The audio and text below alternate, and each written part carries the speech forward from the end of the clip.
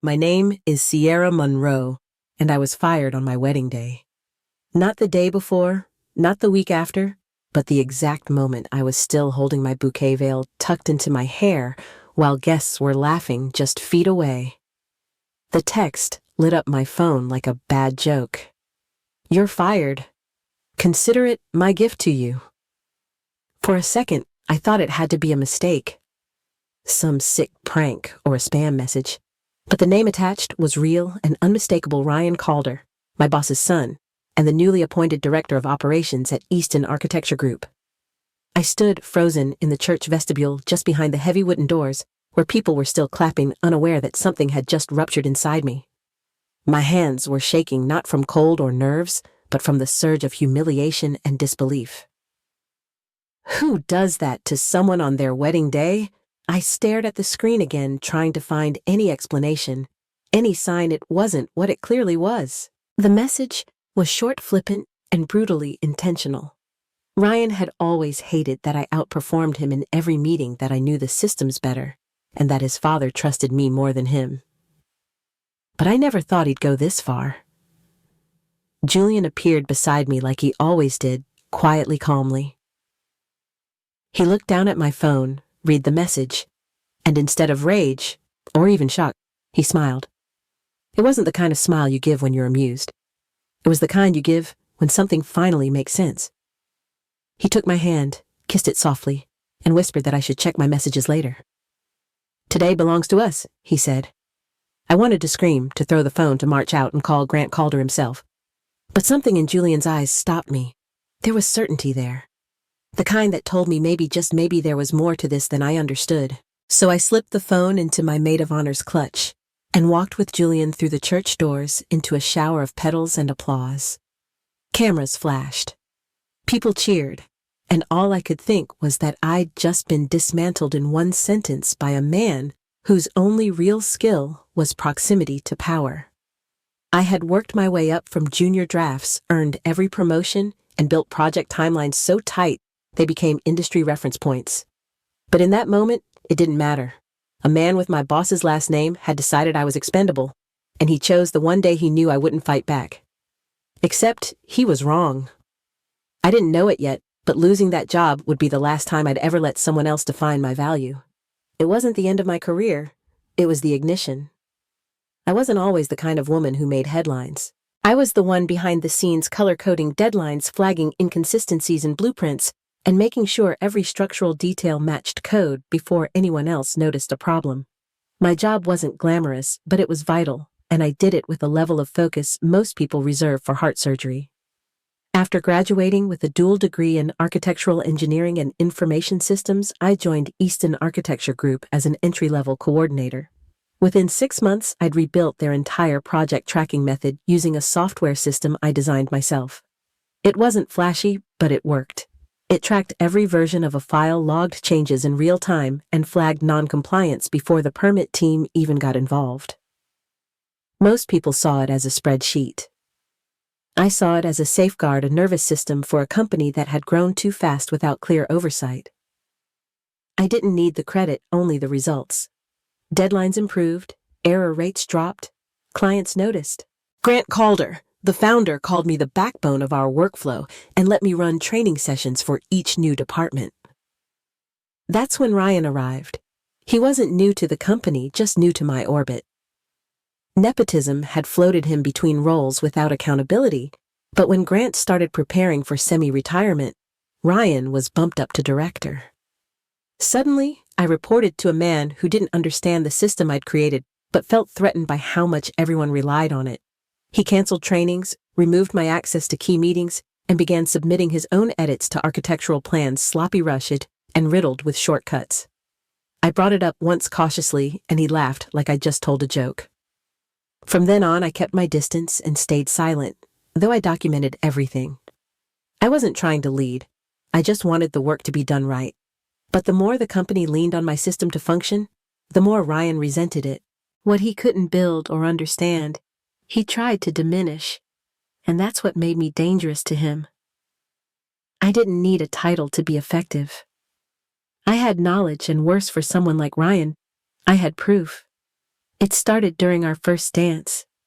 The music was soft, the lights low, and Julian was twirling me slowly beneath a string of warm bulbs. Then Naya, my maid of honor, came rushing toward us, holding her clutch like it was a live wire. She leaned in close and said my phone wouldn't stop buzzing. I stepped away, heart pounding, and opened it to find over 80 missed calls. The number kept climbing as I watched. Most were from the office, some from coworkers I hadn't spoken to in weeks, and 17 from Grant Calder himself. I hadn't expected silence after the firing, but I didn't expect a crisis either. The first voicemail was rushed. Grant said there'd been a mistake, that Ryan didn't have the authority to terminate me. The second sounded more desperate, asking if I could please call back. By the fifth, his voice cracked mid-sentence. He begged for access to the project system. They couldn't find the final renderings. No one could log in, and the deadline for the city submission was less than 48 hours away. I just stood there still, in my gown phone against my ear, while the reception buzzed behind me. With each message, the confusion faded and something else took its place. Not vengeance, not satisfied. Power. I hadn't realized how much of the company's core systems depended on me until they couldn't function without them. I'd spent 2 years building a network so intuitive I could navigate it blindfolded, but so specific that anyone else needed detailed onboarding to even begin. Training that Ryan had called unnecessary. Access he had restricted. Now none of them could move forward. I walked out to the patio, letting the night air cool the heat rising in my chest. The stars looked clearer than they had all week. Julian followed me out, leaned on the railing beside me, and asked if the calls were what he thought they were. I nodded, still listening to voicemails. One of the final ones was barely a whisper. Grant said the city was threatening to reassign the project. He begged me not to let that happen. I didn't say anything right away. I just looked at Julian and realized, maybe for the first time, that I held every single card. Julian waited until we were back in the bridal suite before telling me the whole story. He sat beside me on the edge of the bed, careful not to wrinkle the tulle, and spoke in that calm, measured voice he always used when the world felt like it was falling apart. The first thing he said was that the firing wasn't just cruel. It was calculated, and it might actually help us. He worked in the city's permit office, which I knew, but what I didn't know was how closely he'd been watching Crescent's submissions. Over the last few months, he'd noticed irregularities, safety features missing from final versions, material substitutions that weren't in the original specs. At first, he thought it was a clerical error.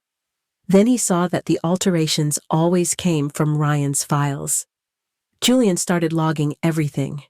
He matched timestamps, collected digital copies, and tracked who signed off and when. He never told me, because he didn't want to drag me into something messy without proof. And because deep down, he suspected the day would come when the company's carelessness would catch up to them. He looked at me, then eyes steady, and said that Ryan firing me might be the clean break we needed. No legal entanglements. No forced loyalty. I was free now. And Crescent, stripped of my system, would crumble under the weight of its own shortcuts. If we waited, he said, we could do more than get even. We could rebuild something better. I didn't know whether to hug him or cry. I thought I was alone in the storm, the only one watching the walls crack from the inside. But Julian had been there the whole time, quietly placing buckets under the leaks, quietly making a plan. I leaned into him, the adrenaline still buzzing under my skin, and asked what we should do next. He smiled, the kind that didn't quite reach his eyes. Nothing, he said. Not today. Today we dance. Tomorrow we start rewriting the rules. For the first time that day, I exhaled without feeling like I was breaking. Maybe this wasn't the end. Maybe this was the start of something entirely new. The calls didn't stop even after we left for the coast. Every morning, my phone lit up with new voicemails from Grant Calder, each one sounding more strained than the last. I listened once a day, usually with a drink in hand, and the ocean just steps away, and then I hit delete. At first, he offered me my job back with a raise. Then he doubled the salary. By the third day, he was dangling equity in the firm, partial ownership, a corner office, whatever it would take to bring me back. He kept saying they needed me, that no one else could fix what was broken. But it wasn't about the money. and it never had been. I didn't leave Crescent to make a point or to punish anyone. I left because somewhere along the line, the place that once valued my voice had stopped listening. And now, the only reason they wanted me back was because their system had collapsed without me. Julian never pushed. He'd sit beside me on the beach, sipping from a glass of iced tea, watching as I played each message on speaker. He knew before I did that I had already made my decision. I wasn't going back, not as an employee, not on a rescue mission, not when I had finally seen what it looked like to live on my own terms. Each time I deleted a voicemail, I felt lighter, not vindicated, not smug, just clear, like I had finally drawn the line between who I used to be and who I was becoming. I didn't need to humiliate them or demand an apology. I just needed space to breathe, and Crescent as it stood had stopped being a place where I could grow. By the end of the week, Grant sent a message I didn't even bother playing. I saw his name, saw the subject line, urgent, and let it sit. We were heading into the last night of our honeymoon, and I wasn't about to let desperation ruin my peace. That silence, the one I gave instead of an answer, was the loudest message I had ever sent. By the time our flight touched down, I had a name, a logo, and a draft business plan saved on my tablet. I called it Monroe Compliance Consulting. Simple, direct, and exactly what it needed to be. I didn't want to build just another company. I wanted to build a safeguard. With Julian's help, I pitched my first proposal to the city's permit office. The same office that had flagged Ryan's altered submissions was now looking to tighten their review protocols. They needed someone who could bridge both worlds, design and regulation.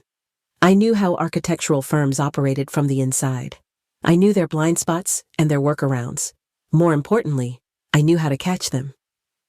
Within 2 weeks, I signed my first contract. My job was to audit submissions for high-risk projects and recommend structural verification standards that couldn't be gamed. I spent my first month building guidelines, reviewing flagged files, and sitting in on meetings where people actually listened to what I had to say. No more chasing approval. No more having to prove I belonged in the room. The work was hard, but it filled me with purpose. Every document I reviewed, every shortcut I caught, felt like laying a brick in a stronger foundation, not just for the city, but for myself. I wasn't reacting anymore. I was creating, and the anger that had sat like a stone in my chest since the wedding began to loosen. There was no room for revenge in this version of my life. I was too busy doing something that mattered. Contractors started calling me directly. Engineers thanked me for catching issues before they became disasters. My inbox went from silence to overflow. I wasn't chasing Crescent anymore. I had moved past them. One morning as I walked into the permit office to finalize a third contract, I saw my name listed on a staff update board. Consultant of Record Sierra Monroe. I stared at it longer than I needed to, just letting the moment land. I wasn't someone's assistant or second choice or backup plan. I was the first call they made when things mattered. And for the first time in a long time, I felt entirely in the right place. When Grant finally called again, his voice didn't sound like the man who once ran an empire. It cracked around the edges like something frayed from too many sleepless nights. He told me the downtown redevelopment had collapsed under scrutiny, the city had pulled funding, and the competitor firm was now under investigation for bribery. Crescent was bleeding contracts and credibility. He asked if I'd consider coming back. I told him I wasn't interested in employment, but I would consider a partnership.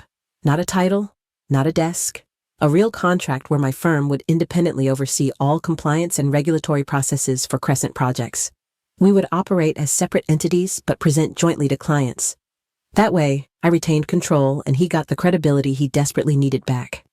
He hesitated. I didn't. I made it clear that my conditions were non-negotiable. My team would have full access to every submission, every plan, and every meeting that involved safety or compliance. Ryan would be removed from management. If he remained on staff, it would be as a trainee. No exceptions. Grant said he'd speak to his board. I gave him 24 hours. When he called back, he accepted every term. In that moment, the balance of power flipped. I wasn't asking for a seat at the table. I was building the table and renting them the chairs.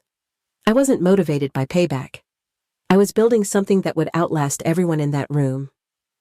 Julian asked me if I trusted Grant to follow through. I told him I didn't need to. I had it all in writing. Signed, notarized, enforceable. For every inch I gave them, I made sure I owned a mile. Because the new version of me didn't leave anything to chance. When the announcement went public, I watched the industry's response from my office. Calls came in from other firms asking if I'd consider similar partnerships. News outlets picked up the story, calling it a groundbreaking model for accountability in private sector development. I didn't smile right away. I waited until I saw Ryan's name listed on Crescent's org chart with the title Junior Project Associate. Then I allowed myself a quiet, satisfied breath.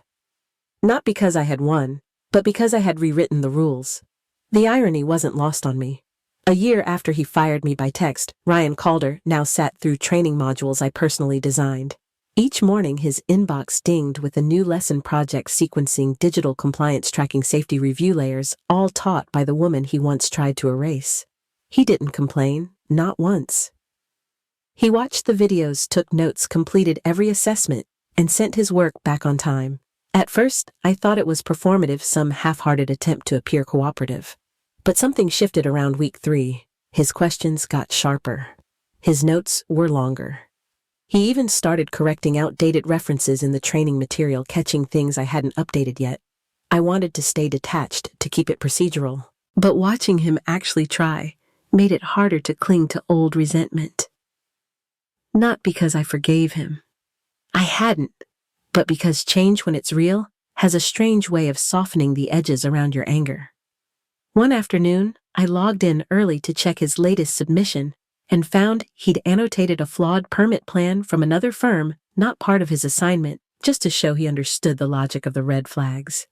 It wasn't just technically correct, it was thorough. The kind of work I would have done myself. I stared at the screen for a while, caught between pride and annoyance. Poetic justice was supposed to feel cleaner than this, but maybe growth never looked tidy. Maybe it looked like a man trying piece by piece to rebuild something he didn't realize he had burned. I didn't trust him yet, but for the first time I didn't see the kid who sent that message on my wedding day. I saw someone showing up. And in this business, showing up is where it all begins. I slipped into the back of the community center 5 minutes before the presentation started. No one noticed me. That was the plan. I wanted to watch Ryan speak without the pressure of my presence hanging over him. What I saw surprised me more than I expected. He looked nervous, not like someone faking humility, but like someone who knew the room owed him nothing. He introduced himself, plainly acknowledged the project's messy history, and then paused. He said he had made mistakes, serious ones. That shortcuts were taken, trust was broken, and he had a long way to go to earn it back. The room was silent for a beat, and then the questions started. Direct, sharp, sometimes angry. Ryan didn't dodge them. When he didn't know something, he said so. When someone pointed out a past error, he didn't deflect. He owned it. He kept his voice steady, answered each person like they mattered, and never once blamed anyone else. I watched him pull out the revised site plans, walking the group through updates influenced by their earlier feedback. He even pointed out which features were added for safety compliance and why they mattered. It wasn't flashy, but it was real, thoughtful, focused. By the end, the room had shifted. People approached him with follow-up questions, and he stayed long after the formal Q&A ended. I waited until the crowd thinned before I left unnoticed. But something lingered. I had come expecting to measure progress. What I got was a glimpse of potential. Ryan wasn't there yet.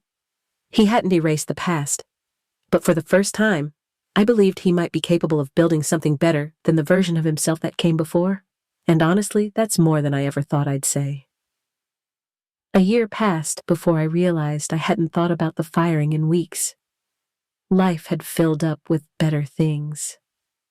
My consulting firm was growing, contracts coming in faster than I could hire. Julian and I bought a house with a wild garden and a cracked porch we swore we'd fix by spring. The downtown project, once dead in the water, was thriving under our new model. Then one quiet afternoon, a text came through. It was from Ryan. "Thank you for supporting my promotion. I won't let you down." I stared at the message, thinking of the version of him who once sent another kind of message on my wedding day. After a pause, I typed back a sentence I'd been holding for a year. Some gifts can't be returned. I didn't send it to be cruel. I sent it because it was true. That day when I lost a job I had built from the ground up, I gained something far more valuable. I gained perspective. I gained clarity. I gained control over my future, my voice, and my worth. And maybe, just maybe, so did he. Not all stories need a villain to stay won, and not all victories have to leave scorched earth behind. The real power I've learned comes from choosing when not to strike, from building something better, not out of spite, but out of vision. So, here's what I ask you. If someone tried to take everything from you, would you fight to destroy them? Or would you rise above it steady and unshaken and build something they couldn't touch? There's no shame in either path. But I'll say this. There's a unique kind of satisfaction in standing tall, unbothered, while the world finally sees you for who you've always been. Not a victim, not a pawn, but the architect of your own story.